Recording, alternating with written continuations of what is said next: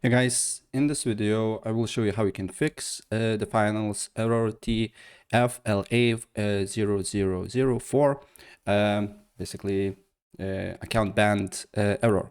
So if you accidentally got this error, sometimes the game is new and basically AZ anti-cheat can trigger your account of being of cheating or something like that. So first, what you can do here is simply exit the game. If you're using controllers or other peripherals, just disable all the peripherals and then try to launch the game and look if the problem persists or not.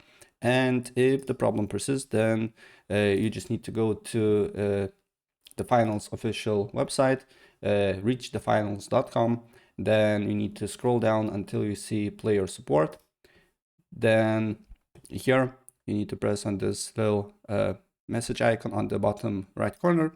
Then you just need to press on ban, in-game ban. As you can see here, I already reached to the I contacted the support, but simply there will be an option in-game ban. You need to select it, and then you can read about maybe there will be solutions, and if it's not, then you need to just press I need to talk to someone, and support will reach out to you and you will explain your situation, and then they will decide if your account needs to be unbanned or not. Right, so that's pretty much it, and if I help you out, please press like button and subscribe for more. Take care, bye.